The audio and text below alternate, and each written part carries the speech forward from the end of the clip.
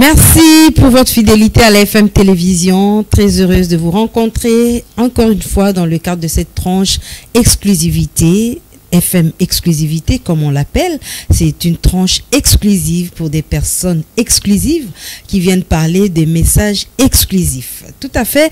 Tokoloba linga la pour se comprendre. FM Télévision zali chaîne Oyo ezo sala pont entre population naba kondiamboka ezo sala pont entre bandimi naba serviteurs de Dieu. Chaîne Oyo zali vraiment proche la population congolaise naba coin son na Kinshasa na arrière pays ba province nyonso ndenge to yisi bino tranche o ezali vraiment spécial FM exclusivité et ambaka ba personne spéciale et lelo tozana esengo tozana honneur ya koyamba une femme spéciale parce qu'elle est servante de Dieu boyebie mingi na makambo ko yembela nzambe kasi ya azali prophétesse Esther Betty mwasi katina Yesu mbote na yo mama Esther Betty. Amen. Mbote mama Ruth, que Dieu te bénisse. Merci beaucoup. Zamba pambolo lisusu asali subolam. Tozali vraiment nesengo ya koyamba yo na tranche ou FM exclusivité. Toyebi que yo na message moko particulier mon pepeni ni to sangoni ni memio awana FM télévision. Merci beaucoup mama Ruth, merci na bande konyonso. O vraiment basi opportunité pour na kolanda biso lisusu biso na journal elo. Message na ye nango eza message kolo apesa kinga. Na kombo ya thème les cris de maman, les cris de maman. Donc ba maman totele matole la pona mboka na biso, ba maman tole la pona Congo RDC, totele manakati ya mabondeli tole la nzambe, lolenge ba maman o ba impacta na kati ya Bible, ba bikaka bikama pe ba monaka miracle, ba maman baze belé o ba monaka miracle, ba maman lokola ba Esther. Amona kibikamwa ba mama Jérusalem, ba Déborah, ba Sephora. Ana mona kibikamwa kaka na silence ni na kolele la nzambe. Alela kiti akoma ki atsoko kobibisa su mongongo te. Mais azaki kaka en contact en communication na nzambe na kolele la nzambe abika kibikamwa amona ki miracle.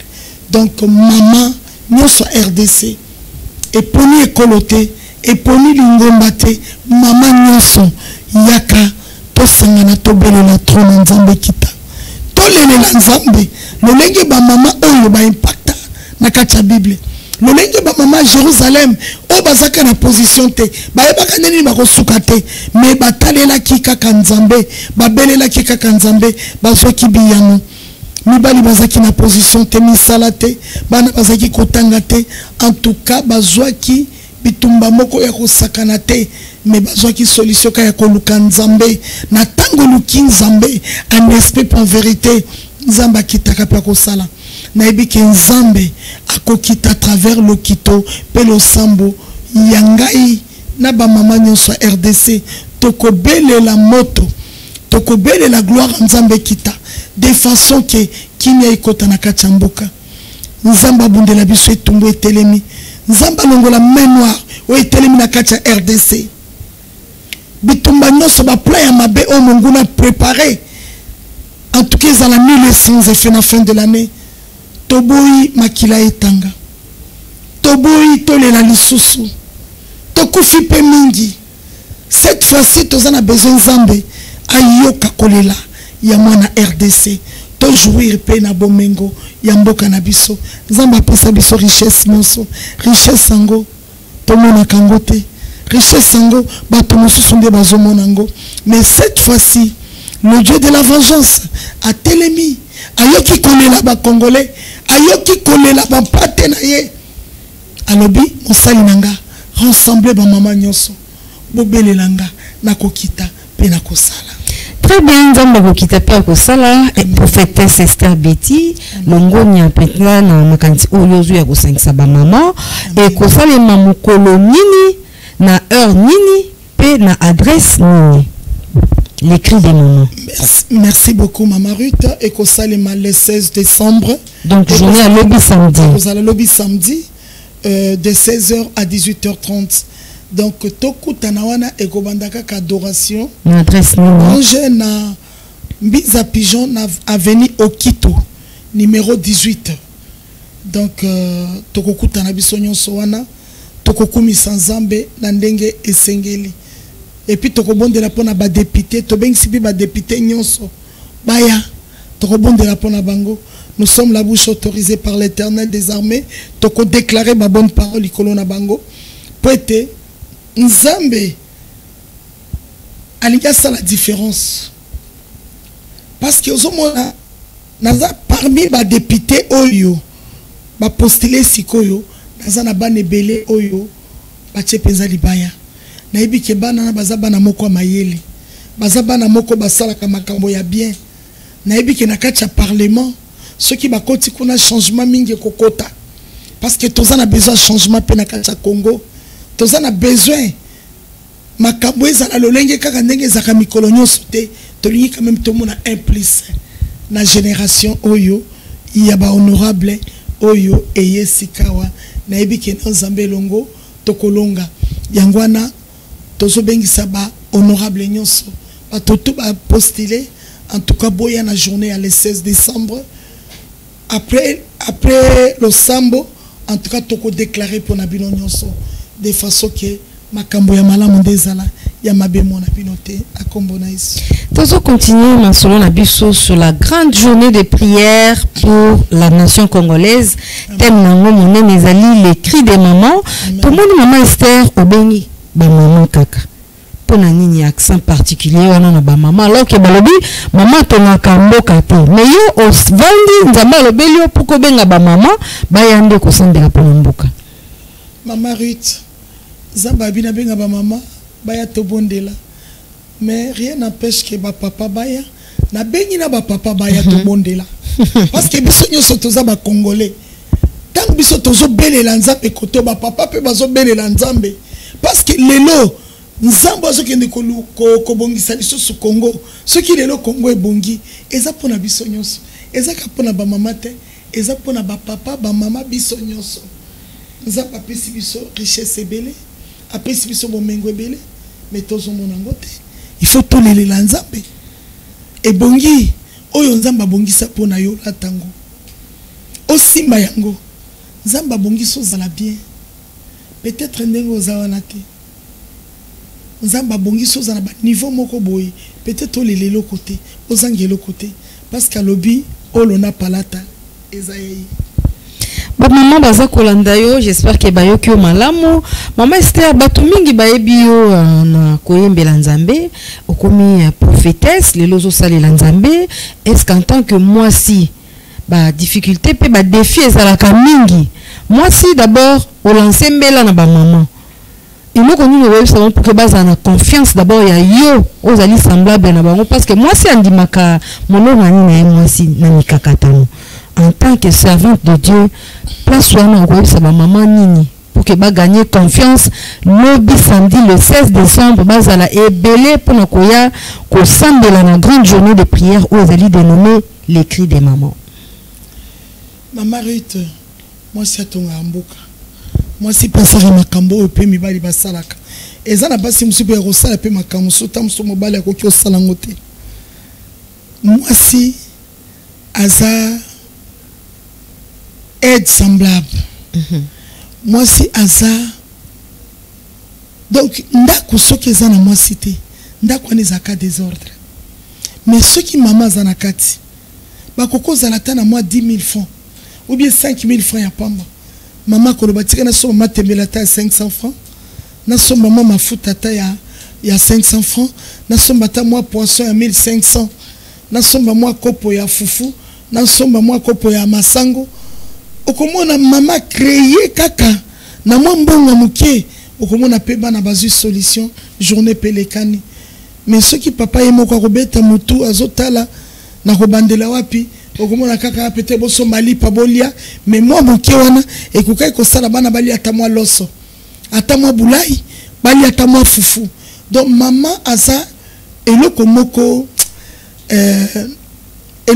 très capital na kati ya société maman za mutu moko abakisaka toujours ka un plus na kati ya likambo surtout pe na kati ya losambo maman soka leli ah Maman Ruth, le bas peut-être au bon de la calicolo likolo mais maman ce qui a continué en profondeur ou bien papa zonyo ko la maman ce qui a le bien aller la nzambe en tout cas nzamba kitara pa yo kaka parce que tango Jésus-Christ a c'est quoi qui na konda banani bakeno pesa sango eza ba maman eza ba papa te ba maman baza na rôle monene na kati ya makambo ebele nzamba pesa biso pouvoir moko o muto mokili akoko yeba yango te wana eza secret ya ye nzambe yango wana mama komi mona kapamba te oza motuya na miso na nzambe oza elilingi ekelamu ya nzambe oza na bambition ebele nzamba tia na kati na yo peut-être maman miyebaka te peut-être ozomi tika kaka ndenge wana ubiola tabilamba peut-être otiki mutolo emona na libanda omitika nzoto ya mama eza tempelo ya molimo santo nzoto ya mama eza bisika oyo nzambe avandaka mama ebongi omiyeba ba valeur na yo mama ebongi omiyeba ba capacité na yo oza mutu tango leleli nzambe tala mwasi oyo ya perte de sang alobaki na touché kakelamba na touché kakelamba malgré humiliation malgré sisaki ba minganga nyonso alelaki akomaki na suka yebaki nenya kosala te mais tango amonaki Yesu alobaki tika na simba kaka elamba asimbaki pe elamba abikisamaki mwasi andumbu akende kosupaka malasi na makolo ya Jésus-Christ à cause ya acte wana nzambe alimbisaki masumu na ye nyonso akangwamaki donc maman oza eloko moko ya motuya na kati ya société peut-être omimonaka kaka bongo ebongi omipesa ba valeur na yo na komipesa ba valeur na yo je sais que Dieu va faire quelque chose komimona kaka boite parce que nazomona ndenge na kobandela te non maman oza maman parce que yo muto kumbaka zemi maman yo muto kenda na maternité pona kobimisa mwana maman yo muto melisaka mwana maman yo muto chaka ordre na kati ya ndako soki eza na maman eza ka désordre mais soki maman oyo azali maman na kati ya ndako wana eza kaka na ordre. Maman Esther Betty obengi les cris de maman mais ba jeune fille pe baza kolanda yo maloba nini kopesa bango catégorie ya basi nini oyo zo senga ezate mutalati ayebo ba c'était maman yo te tolobaki ka ba maman mikolo non na bengi ba maman nyonso jeune fille nyonso za maman oui jeune fille nyonso za maman yaka parce que ndenge zabo atozo bela yaka atozo bela Jova rafa kokita pona nini pona kokangola pona ko restaurer pona ko sepisa pona ko ressusciter ya yoto bakanga oya mboka na biso bakanga oya mboka na biso bayiba oyo nyonso baza na ignorance to ko récupérer yango na journée wana to ko récupérer yango na so senga na ba bilenge ba maman ba jeune fille ba papa ba congolais nyonso boya tolela ezali kamba maman Esther te ezali likamba biso nyonso ba congolais to telema tolela pona mboka na biso moyinya telemi na ndenga malamu te moyinya ningi kaka ebeba ezala malamu te et puis ba élection ezala te mais to telema to bondela pona mboka to lelela nzamba vengeance ça telemi ici déjà vengeance taillée le Dieu de la vengeance maman Rite il est là déjà il est en train d'agir nzamba vengeance azali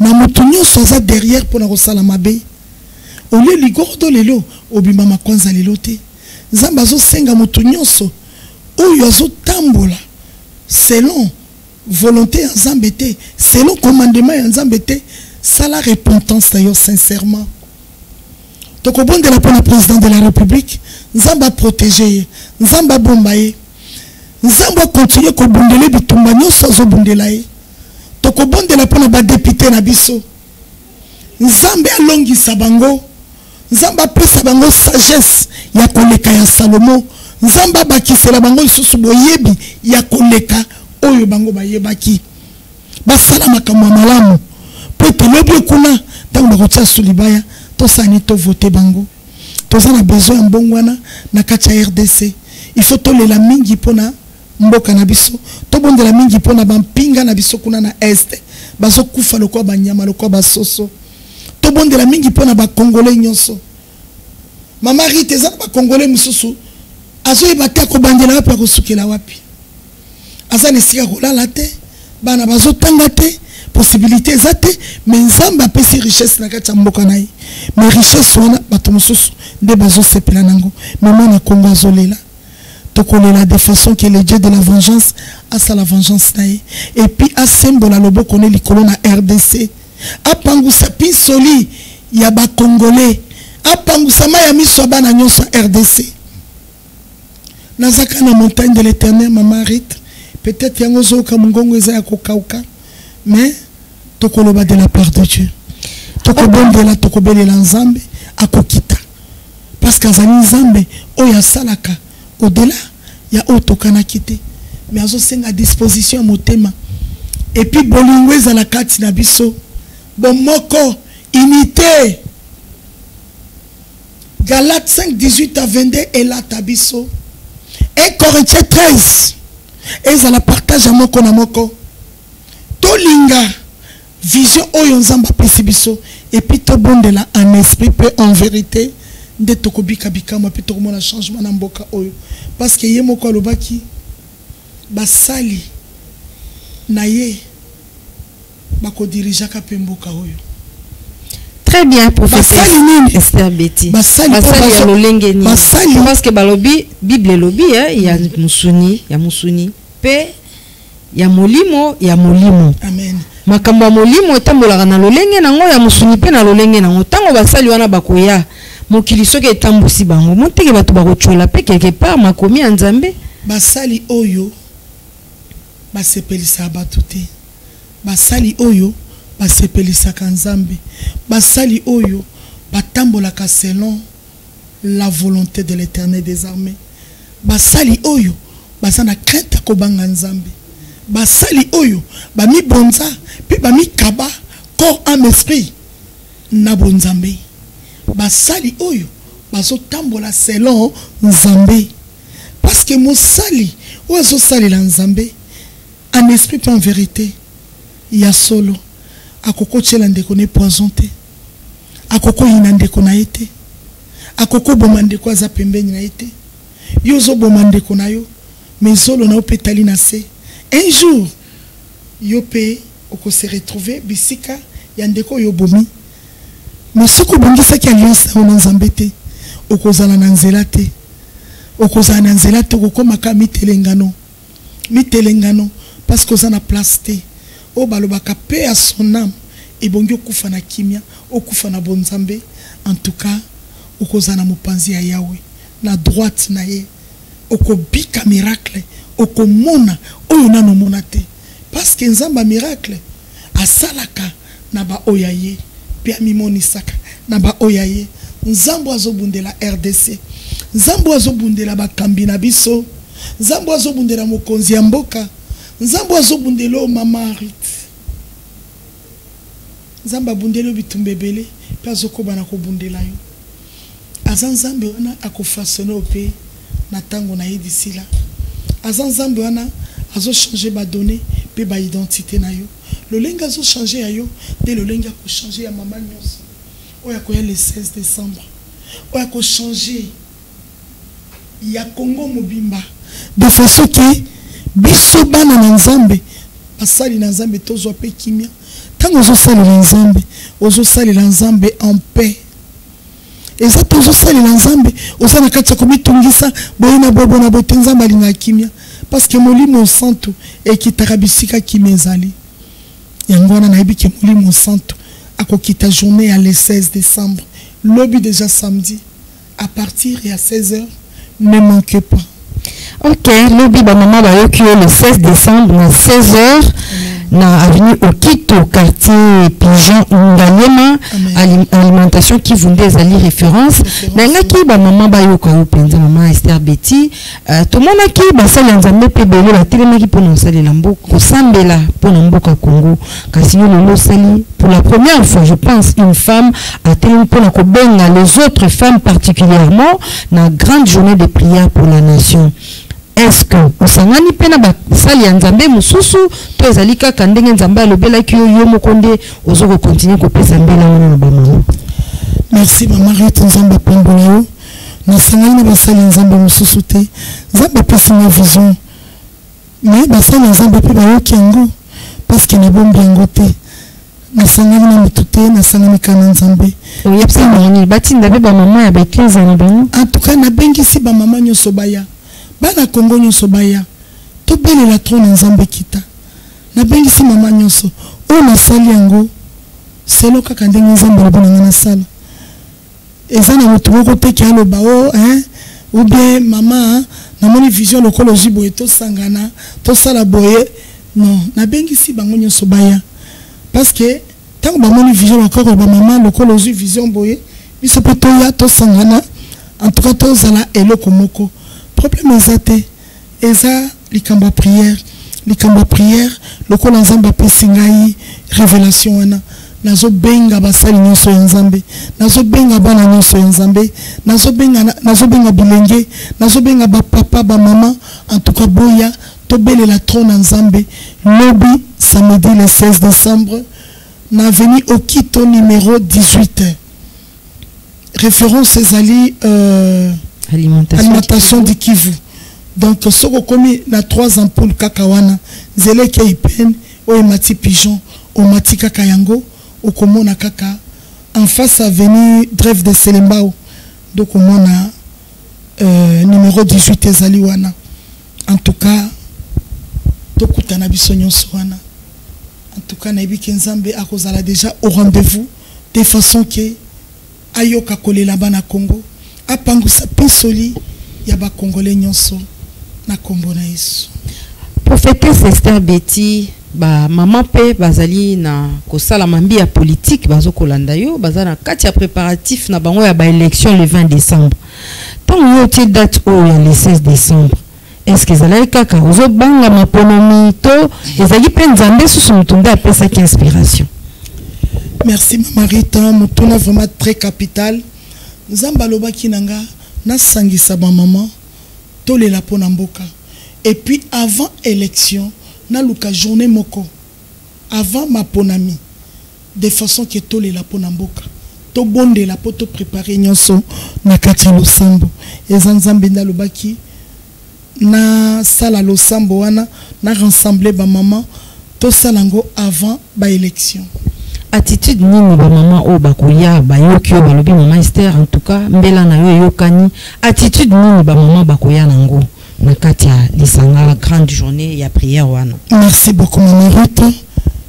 Ba maman nyonso toya en jeune toliate to melate kino tango tokosisa losambo wana to fongola mazita nyonso na kati ya mitema to sala repentance na biso nyonso sincèrement to fongola mazita nyonso tokanga na mitema na biso ezana batokanga na motema na yo bazokisa yo basala yo mabe bachola yo bakritika basala nini en tout cas nzambe lobi to pardonner nyonso parce que le pardon sincère est une puissance qui libère.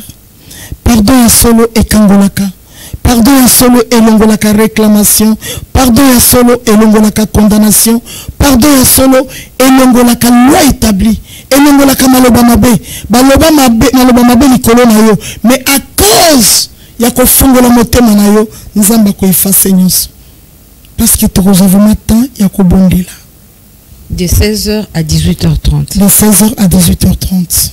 Ok, ba maman bayoki yo kasi tokomi penza na suka masolo na biso tolingi message particulier pour la FM exclusivité pour que to clôturer tranche na biso ya pourquoi lelo. En tout cas, message vraiment nazo pesa oyo vraiment ezo matanga na motema na lingi vraiment FM nzamba sala makamba minene liso na fondation Maluwa nzambe apakisa boyebi likolo na président na biso Cléophas ya Billy Maluwa nzambe abundela yo nzambe alongisa yo oza molongi parce que bazo boaka ba flèche bazo boaka ba tak ezo denda na belelika moto na nzambe lata yo na belelika gloire nzambe ezalo tout autour na yo loboko nzambe o e protégeaka o e bombaka oyo batelaka loboko wana ezala tango nyonso likolo na yo. Et puis natiki équipe mobimba ya Canal FM na maboko na Nzambe. Mama Ruth Nzamba Bundelo Bitumba ya Butupe ya Moi, Mama Fifi na ebike ezaki prévu to ça l'émission mais Nzambe alobi to ça na Mama Ruth tellement bambouteillage na epe en retard yo po bini loboko Nzambe ezala likolo na yo. Nzamba Bundela yo kokomuya na technique loboko Nzambe pe ezala likolo na yo na tiki Canal FM nyonso na sa loboko na Nzambe et puis na proclamer en tant que la bouche autorisée par l'Éternel des armées na proclamer makambo sika na chaîne oyo na condamner nyonso eza ya malamu te lipata na nkembo na Nzambe ezala likolo na chaîne oyo na tiki ba député nyonso bana nyonso ya Mama Esther bana nyonso maison de la gloire na proclamer makambo sika likolo na bino. En tout cas bozo vraiment ebelé parce que nazomona kaka tozo sepela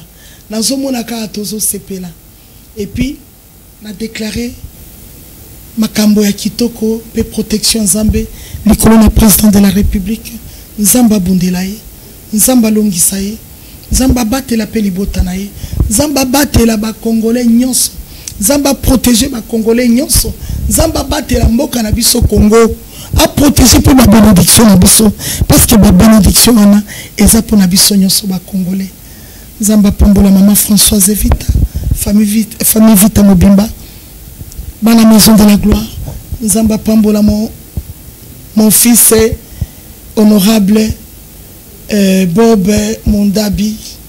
Nzamba pambola obisika ozali. Nzamba pambola honorable Jean-Noël Mounioka. Les bâtons de Moïse, le beau Nzamba zala toujours likolo na yo. Nzamba pambola honorable Alain Makana Manzenza. En tout cas mon fils Nzamba pambola, ma fille honorable Emerance Lenge Nzamba pambola yo. Nzamba pambola honorable Roselyne Mbombo Kitoko. Nzamba pambola yo honorable Mbombo Kayembe. En tout cas vous êtes tellement ébélé. Nzamba pambola bana nga nyonso ba postili. Nzamba sali la bino makambo sika pe ya kitoko. Nzamba pambola bino abakisa susu boyebi. Nzamba pambola honorable Jean-Paul Chivila.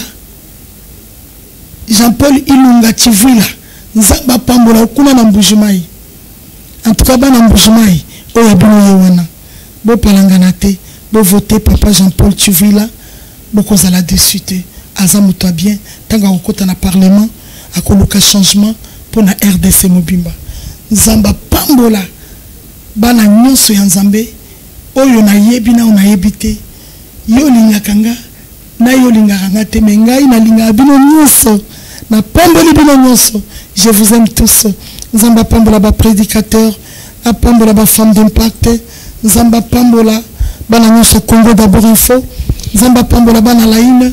Nzamba pambola bana nyonso ba groupe nyonso nazali pe loboko na Nzambe eza likolo na biso nyonso. Nzamba pambola ope ma fille Sarah asalela obolamu miracle Nzambe eza la likolo na biso nyonso. Nzambe apambola famille moliba nyonso. Je vous aime tous.